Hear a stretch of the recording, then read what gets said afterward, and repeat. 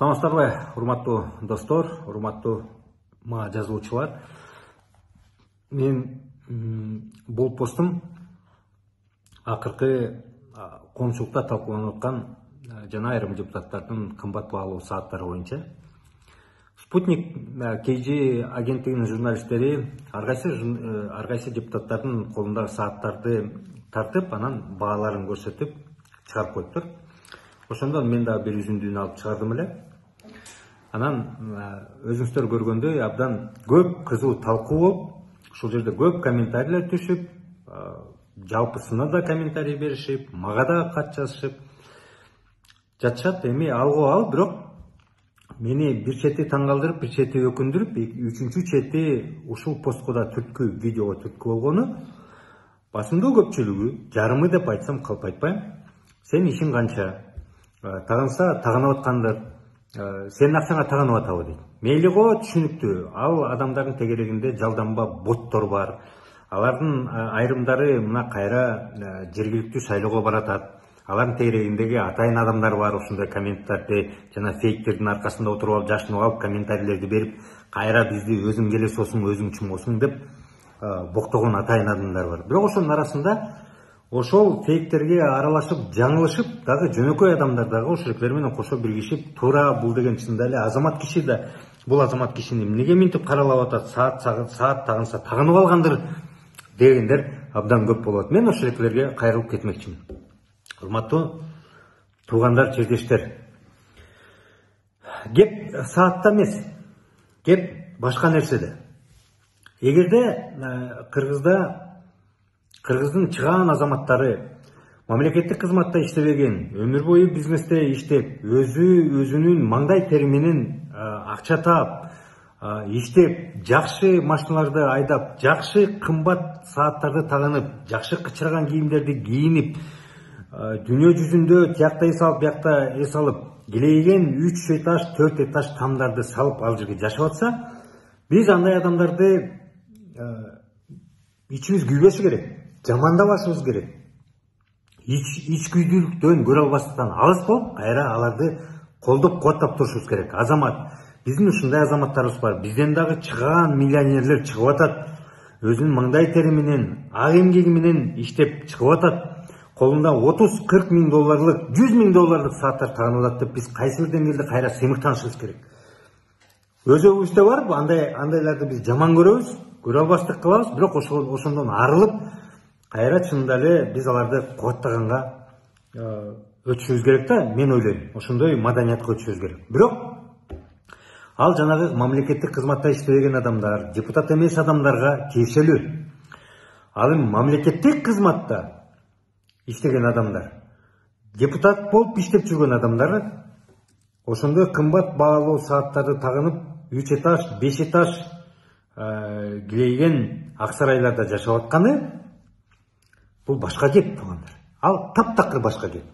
Биринчи кезекте бул моралдык жактан канчалык деңгээлде элиңдин 80% жакырчылыкта жашап, күнүнкү тамагын күнүгө ойлоп, күнүгө бир кесим нан үчүн суукта, кыштын кыраан чилдесинде, жайдын кыраан чилделүү ысыгында көчөдө жашап жүрсө, элиңдин 80%, жарымынан көп ошондой жакырчылык абалда жашап жүрсө, сен ошолеки мамлекеттик кызматка ошол эл алып келип атса, демократиялык мамлекетте, биз демократиялык мамлекетте жашап атабыз да, демократиялык мамлекетте мамлекеттик кызматкер бул элдин кулу деп эсептелинет. Ошолеки салыктан сен акча алып иштеп атсаң, моралдык сенин укугуң барбы? Эл сени, ошол жакыр эл сени шайлап келсе, сен кычырап, моминтип бир батирлүү сааттарды тагып жүргөнгө моралдык укугуң барбы же жокпу? Мына ушул суроону бериш керек да. Биздин эл ошондой суроону бериш керек. Биз эмнеге басымдуу көпчүлүгүбүз жакыр жашайбыз? Сен эмнеге ошо мамлекеттик кызматкер болуп алып, элдин өкүлү болуп алып, ошондой эбегейсиз бай жашайсың, деп суроо бергенге укуктуубуз. Тиги кишинин моралдык ошондой укугу барбы же жокпу деп өзүнө өзү суроо бериш керек, өзүнө өзү суроо бериш керек. Элим тетигинип атса, мына жакында эле пандемияда канча деген биздин мен деген адамдарыбыз дарыга жетпей өлүп кетишти. Дарыга жетпей өлүп кетишти. Канча деген адамдар ошондон бери дагы эле оңоло албай үйүндө тамак ашы жок адамдар отурат. Ошол шайлаган адамдар жанагынтип жүрөт, илейген жана сааттарды тагынып, кандай машинелерде, кандай ак сарайларда жашап. Биздин эл ошол шайлап менин кызыкчылыгымды көздөсө экен, менин жашоомду оңдосо экен, менин жашоомду кичине жаңыртса экен деген адамдар эмнеге ошентип жашап жүрөт? Биз бул суроону беришибиз керек. Атигилердин ошондой моралдык укугу барбы же жокпу деген маселени өздөрүнө коюш керек. Бул биринчиден. Экинчиден, өнүккөн өлкөлөрдө мына кээ бир айрымдар айтпадыбы, бул деген белек болчу, мен баасын билбейт болчумун. Эми баасын билбейт болчумун дегендерге мен таптакыр ишенбейм. Алар дөдөй адам эмес да. Дөдөй адам эмес да, туурабы? Жок, бул деген оригинал эмес болчу, бул фальшивка жөн эле. Мен тиги атайын фальшивка сааттар бар, ошол экинин оригиналга окшош турган сааттар бар. Алар бир 100-200 доллардын эле тегерегинде болот. Эгер ошондой болсо, анда айтып чыгыш керек. Кечирип койгула туугандар, бул деген бир квартиралык саат эмес. Мен бирок мындай өзүм ошо кымбат саат сыяктуу кылып, мындай фальшивка эле сатып алып жүрөм деп айтса бир жөн. Бирок антип айтпайт да, себептен алар башка мындай чөйрөдө жүрүшөт. Антип айтса, алардын алдында шерменде болуп калат, уят болуп калат. Ошон үчүн мисалы айтат: "Досум, жакындарым белек берген" деп. Белек берген десе, бул андан 5 бетер кооптоно турган нерсе, туугандар. Андан 5 бетер кооптоно турган нерсе. Эгерде кайсы бир деңгээлде мындай өнүккөн, демократиялуу, ачык коомчулукта өлкөлөрдө мамлекеттик кызматкер же ошол эл өкүлү бирөөдөн мындай чоң белек алган болсо, бир бизнесменден же бир башка бир белгилүү адамдан белек алган болсо, ошол белгилүү болуп калса, булар дароо кызматтан кетишет. Себептегенде анда алар ошол адамга же тигил же бул адамга, ал адамдын жакындарына, бизнесине, ишине мындай тең салмактуулук, адилеттүүлүк менен карай албай калат. Себептен алардан белек алып калып атат да. Ошон үчүн алар белек алганга моралдык укугу жок. Керек болсо, мынакей Садыр Жапаров эмнеге Москвага барганда Путинге жөн эле бир кылыч көтөрүп барды?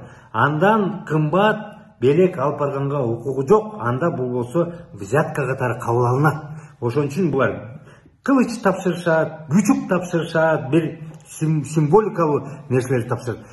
Кымбат бааны бергенде бул парага, взяткага барабар болот. Ошон үчүн мамлекеттик кызматта отурган адамдар, депутаттар андай белекти алууга укугу жок таптакыр демократиялык мамлекетте. Кеп мына так ошондо болуп атат, туугандар. Ошон үчүн тигил же бул маселени талдарда, комментарий жазарда, бул деген мен тааныйм, бул жакшы адам, бул деген азамат адам деп эле жөн эле боксак эле комментарий жаза бербестен, мына кененирээк кичине ой жүгүртүш керек да, туугандар. Кененирээк ой жүгүртүш керек.